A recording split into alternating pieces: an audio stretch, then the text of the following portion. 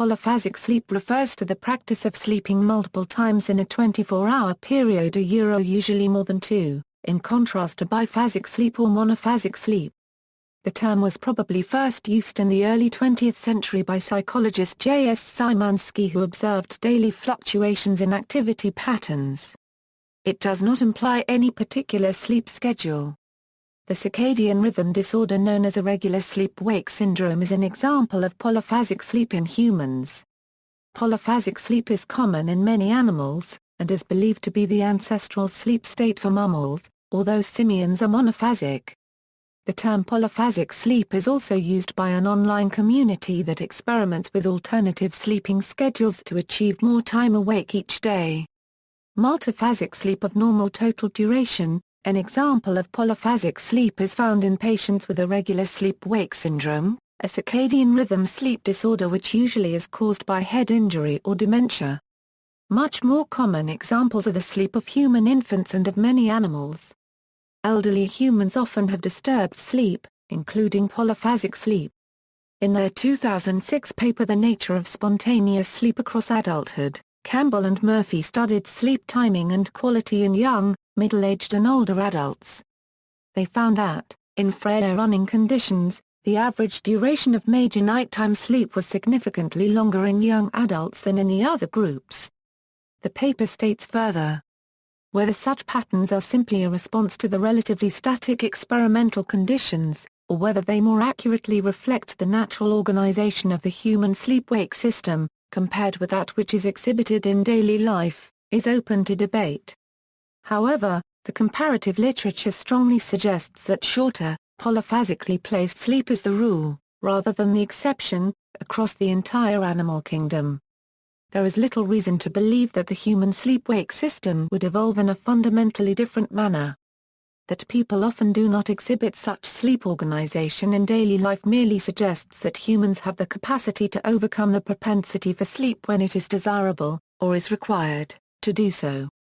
Napping in extreme situations, in crises and other extreme conditions, people may not be able to achieve the recommended 8 hours of sleep per day. Systematic napping may be considered necessary in such situations. Dr. Claudio Stampi, as a result of his interest in long-distance solo boat racing, has studied the systematic timing of short naps as a means of ensuring optimal performance in situations where extreme sleep deprivation is inevitable, but he does not advocate ultra-short napping as a lifestyle.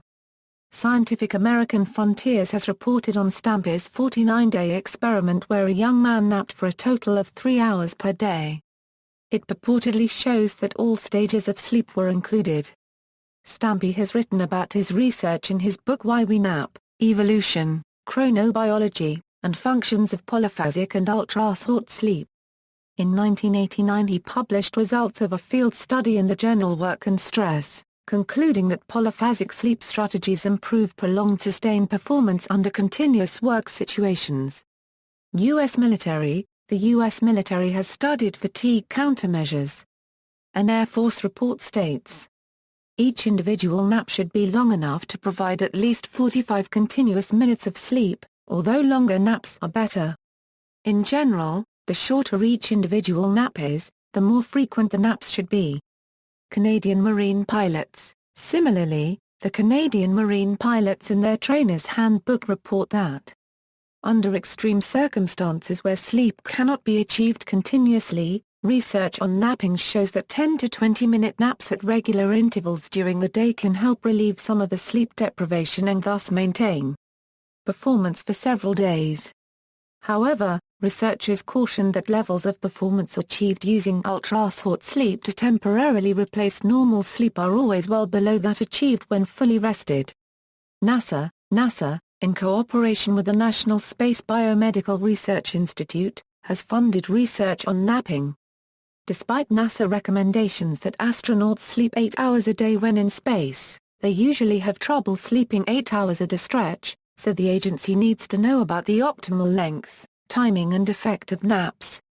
Professor David Dings of the University of Pennsylvania School of Medicine led research in a laboratory setting on sleep schedules which combined various amounts of anchor sleep, ranging from about 4 to 8 hours in length, with no nap or daily naps of up to 2.5 hours. Longer naps were found to be better, with some cognitive functions benefiting more from napping than others. Vigilance and basic alertness benefited the least while working memory benefited greatly. Naps in the individual subjects' biological daytime worked well, but naps in their nighttime were followed by much greater sleep inertia lasting up to an hour. Italian Air Force. The Italian Air Force also conducted experiments for their pilots. In schedules involving night shifts and fragmentation of duty periods through the entire day, a sort of polyphasic sleeping schedule was studied. Subjects were to perform 4 hours of activity followed by 2 hours of rest. This was repeated 4 times throughout the 24-hour day. Although sleep was allowed, subjects adopted a schedule of not sleeping at all during the first rest period of the day. The AMI published findings that total sleep time was substantially reduced as compared to the usual 7-8-hour monophasic nocturnal sleep while maintaining good levels of vigilance as shown by the virtual absence of EEG microsleeps. EEG microsleeps are measurable and usually unnoticeable bursts of sleep in the brain while a subject appears to be awake. Nocturnal sleepers who sleep poorly may be heavily bombarded with microsleeps during waking hours, limiting focus and attention. Biphasic sleep.